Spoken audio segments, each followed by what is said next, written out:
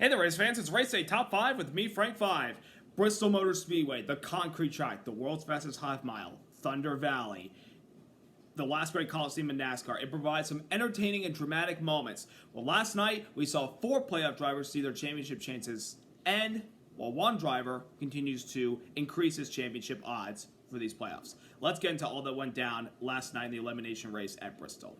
Number 1, Denny Hamlin. Whether you like him or not, he finds a way to win races, and last night, having one of the top cars of the race, he captured the Bass Pro Shops night race at Bristol, beating out Kyle Larson, Christopher Bell, Ty Gibbs, and Chris Buescher for the victory. Or actually, it was Chris Buescher, Ty Gibbs for the victory. Hamlin had one of the top cars for a lot of the race, starting on the outside pole of his teammate Christopher Bell at the start of the race, a race that early on was affected by rain showers in the area, and it looked like there was doubt that we might get the race in. We started an hour earlier so we could try to get the whole thing in, and guess what? We got the whole thing in despite delay at the start and delay at the start of stage 2. But Denny Hamlin had a great car in the top 5 all night long, but he had to overcome a penalty early in the race because he was speeding on pit road when trying to pass on the inside of, it looked like, Kyle Larson, and NASCAR saw that he crossed that white line, getting a little extra speed, and they caught him for that. He had to restart tail on the field, but he worked his way to the field through track position, good calls, and obviously a fast race car will do you a lot of good.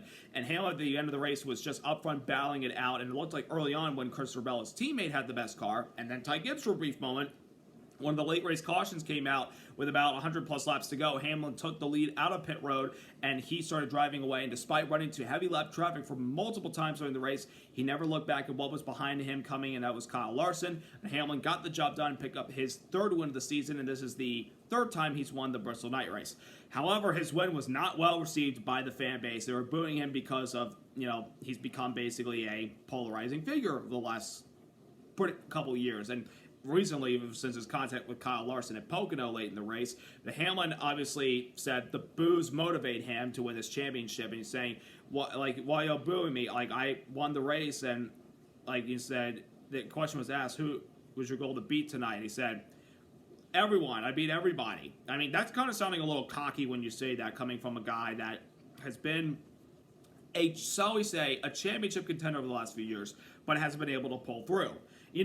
With the way you sound that way, you might sound confident to some people, but to some others, you might sound a little too cocky, like getting a little too arrogant at the beginning. There are still 7 races to go in these playoffs, and who knows what happens in these upcoming rounds. You could run into trouble and find yourself on the outside looking in and not making the championship for. But does Hamlin have momentum right now? Sure. I mean, you look at the speed he's had in the first round of the playoffs.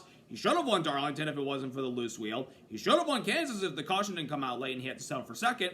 And obviously last night, things fell his way despite an early mistake early in the race for speeding on pit road. But the 11 team did what they need to do. They'd already guaranteed a spot in the middle of the race after they locked themselves on points, and they just ran up front all night, did what they need to do, and they got the job done. So the 11 team, Denny Hamlin, they are victorious once again under the lights at Bristol.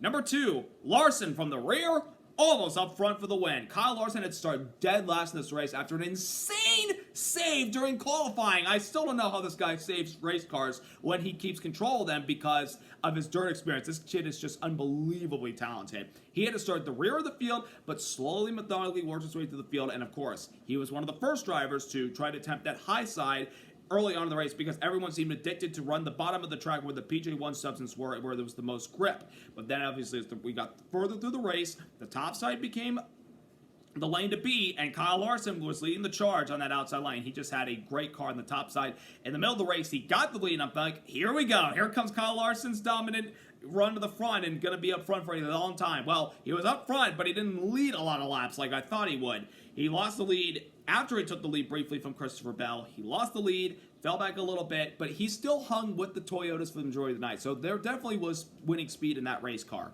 Just I don't think the car was with him when he needed it the most, and that was at the end of the race, despite catching the leader every time he got caught in live traffic. But nonetheless, a great playoff opening round for Kyle Larson. Winning at Darlington, top 5 last weekend at Kansas, and runner-up last night at Bristol. Nothing to complain about or whatever. So just have a good round this upcoming round. Of course, you won at the Roval before. If you do that, and of course, Texas, you run well in this upcoming round, he will not face elimination in the round of 12 like he did a year ago, and he will definitely be in the round of 8. So great job by the 5 team after starting at the back of last night's race. Number 3, advancing after being below the cutoff line are Martin Truex Jr. and Bubba Wallace. What a drive by those two drivers. Entering last night, both Martin Truex Jr. and Bubba Wallace were outside the playoffs. Truex came in with a mathematical shot to point his way in by 7 points. Bubba, on the other hand, obviously had 19-point deficit to try to overcome. So starting off with Truex, he started to work his way through. He started actually up at the front of the field in the top 5 and seemed to have a good race car. He finished stage 2 in 9th spot. Actually got beat by Kyle Larson by just mere inches at the end of stage 1, which cost him 1 point. But looking back on it, didn't really matter that much because other guys had problems. But Truex was just kind of hovering around the top 10, top 15 for the majority of the race. And then he got lapped at one point by his teammate, Denny Hamlin.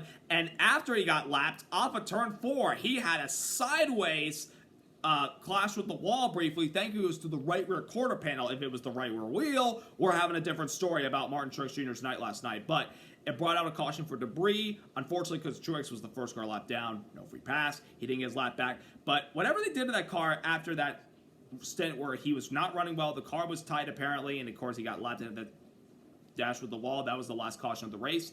He was able to work his way up through the field and actually run within the top 10 despite a lap down. He did get lapped late, 2 laps down, finished 19th. But still, by 5 points above the cutoff line, it is just enough for Martin Truex Jr., who came in as pretty much the championship favorite with the regular season championship and the race wins and the stage wins he's gotten throughout this regular season to get him to this point.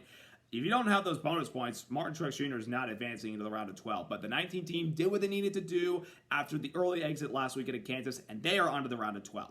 Same goes for Bubba Wallace, a driver that came in again 19 points below the cutoff line and needed a good run. And earlier in the race, after a couple of cars came onto pit road, a couple cars stayed out, and Bubba was one of those cars. At the end of that stage, he ended up finishing 3rd, getting 8 stage points. Those stage points really helped him advance into the next round of the playoffs. And of course, he stayed within the top 10, top 15 for a good portion of the race. But late in the race, I could tell the handling was becoming a factor and he wasn't really happy with it. But still, he came out of there with a 14th place finish or 13th place finish. I forget, he was in the top 15, might have been 14th. And that is just enough for Bubba Wallace to advance by 4 points into the next round. He was very emotional and very exhausted in his post-race interview because of the work and effort he put in. And now he gets to go to the next round and gets to go to a track where he has won before in Talladega. Texas has been kind of a track for him, and road course racing, again, it's not his best strong suit. But if Bubba Wallace can somehow win Talladega, he can make a run to the round of 8. It's not out of the question. You just got to put it all together. But a great job by the 19 and the 23 teams to advance into the next round of the playoffs. Number 4, the 4 drivers that have been eliminated from advancing into the round of 12 include defending Cup Series champion Joey Logano, Kevin Harvick, the 2014 champion, his final full season, Ricky Stenhouse Jr., our Daytona 500 winner, and the man that won a few weeks ago at the Indianapolis road course in Michael McDowell. Really rough night for these guys. Going to some of the guys that had rough nights, and that's Joey Logano and Kevin Harvick. Logano, early on in the race, ran within the top 10 after taking some strategy, being one of the cars like Bubba Wallace to stay out early on to get some stage points. It looked like he was going to secure some until he got bumped from behind in 1 and 2 and then started to backslide through the field. Stayed on the lead lap, fortunately, at the end of the stage, but it just lost the track position and never got it back the rest of the night. The car was a lap down. It wasn't driving well. It looked like Logano was in trouble. And then the nail in the coffin hit him when, on the backstretch, Corey LaJoie, who's a few rows in front of him, tried to make a pass on the inside of Eric Jones, got loose, hit the inside wall, and comes back up the track and nails the left rear of Joey Logano, damaging the left rear wheel suspension and ultimately taking Joey Logano out of the race and ultimately eliminating him from the playoffs. Well, it didn't really eliminate him until the checkered flag. He was still a mathematical possibility in case Truex, Bubba, or anybody else in points ahead of them fell out of the race. Logano could still make it. But Logano, unfortunately, will not be able to defend his title, and it's just something about odd years that do not work well for Joey Logano. The even number of years he's in the championship for, either contending for the championship or winning the championship, the odd number of years have not been his best friend. It's not really been the best year for Joey Logano in general, but hopefully they can run well these next few races to get momentum for next year. As for the man in his final season, Kevin Harvick just had a struggle of a car. After the night previous, when he and his little daughter Piper gave the command to start engines for the Xfinity playoff opener, which that was the best command of this year, by the way, Harvick struggled last night, even though at one point he got in the top 15. They struggled with the balance. The car was so tight. It was so tight he couldn't even try to hang on to it. He scraped the wall a few times and ultimately finished 29th, 6 laps down. And unfortunately, there will be no swan song for Kevin Harvick. He will not be able to win a second Cup Series championship. But despite all that, Kevin Harvick's a first ballot Hall of Famer when he does hang it up at the end of this year. He's done a lot to the sport. He's obviously had some controversial moments, but he's also had some special moments. His first Cup win, just a few races after Dale Earnhardt's death, winning the Daytona 500, beating out Mark Martin by 2 100s in 2007, winning those All-Star races, and of course winning the championship in his first year with Stewart-Haas Racing in 2014. You can't say enough about what Kevin Harvick's done. I hope he can win one more race at the end of the season and finish strong, but unfortunately he won't be able to defend his title. As for Ricky Stenhouse and Michael McDowell, they came in obviously against all odds because they had to win the race and they didn't have a couple good first races. Now, Michael McDowell actually ran very well last night, finishing in 6th spot. They were up there a lot. It just wasn't enough based on the points, and not getting any in the first 2 races really hurt them. But they ran very well, and a big weekend for his crew chief, Travis Peterson, welcomed the new baby girl into the world. So congratulations to the Peterson family. And for Ricky Stenhouse Jr., he did really well, actually. He finished in the 10th spot. That's not bad for a guy who's been really good at Bristol in the past, but again, not enough after the rough couple races they had in the opening rounds. So those 4 drivers see their championship chances completely gone, but that doesn't mean they can't finish the year strong, folks. And number 5, the racing at Bristol, under the lights. Still need work on the short track package. Now, I thought it was a little more entertaining, and we had a little more interesting moments this year than we did a year ago, and the racing was a little bit better, but again, the cars, again, it's tough to pass, especially no matter what groove you're running, the bottom groove or the top groove, the bottom groove of the PG1, the top groove where everyone's been running since they changed the banking and did the reconfiguration of the track in 2007. This track has been, obviously is a little tough to pass at times, and it showed again last night with this next-gen car. It's tough to pass, and the cars get really tight. You could have a possible tire issue. Now, we didn't have any really this year, unlike a year ago when we were still getting our feet wet with this next-gen car, and it was the first time we ran at Bristol on the concrete surface. But it was a little interesting. We did have comers and goers last night, a little bit of parity here and there, but not really a lot of beating and banging moments and moments to say, oh my goodness gracious, so-and-so is going to throw the helmet at somebody, or there's going to be finger wagging at somebody. There wasn't really any of those moments last night, which is what you normally expect when you come to Bristol. Maybe next year we'll see what happens, and we'll see if it could be a little more entertaining once we try to get this short track figured out. And a quick note on Bristol, by the way, they announced this week that next year they will go back to the concrete surface in the spring race of 2024. There will be no more dirt Bristol.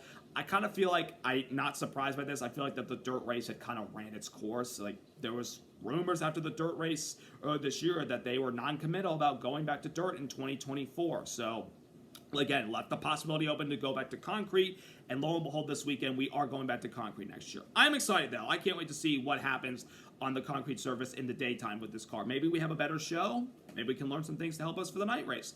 We'll see what happens, but I felt like there was a little more intriguing racing this year than a year ago, but it still needs some work.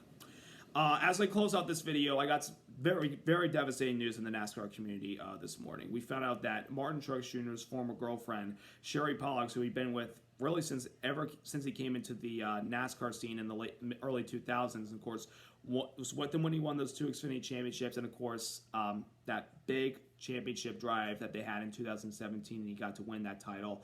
Unfortunately, Sherry Pollex passed away earlier this morning at the age of 44 after a long, courageous battle with ovarian cancer, something she's been battling since 2014. Of course, we've all followed her story, the segments that we've seen on FS1 and NBC about her and her battle through ovarian cancer, and Martin was always there by her side.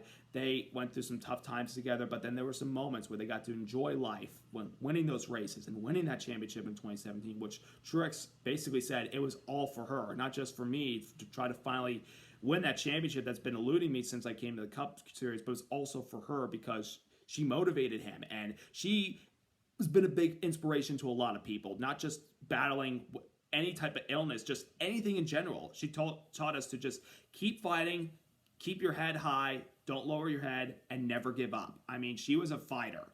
She was a true fighter, and we're going to miss her so much. We are truly, truly, truly going to miss her so much. So I know the good Lord is taking good care of her right now. They got a beautiful soul up there. So, Sherry, thank you for all you've done. We'll miss you so much. Rest in peace. And with that being said, the round of 16 is officially done. We're on to a new round in the round of 12 as we kick it off next week in the Lone Star State at Texas Motor Speedway, and then we'll head to the high banks of Talladega and the Roval race, which has been a pretty big wild card. You're going to want to run well this weekend at Texas because you do not want to have to be in a must-win situation with Talladega and the Roval coming up, do ya? So what will happen next weekend at Texas? Will we see Tyler Reddick repeat his win from a year ago? That time he was already eliminated from the playoffs, played a spoiler role basically. Or will a playoff driver, like we've seen in all 3 races so far, capitalize and get a victory next weekend? Who will survive? Who will hang on at this tricky Texas track? We'll see. It'll be an interesting one to watch. So I hope you all have a wonderful week. Subscribe, like, and congrats again to Denny Hamlin and the 11 team on their win last night in the night race at Bristol. Have a great week, everybody. Let's go racing.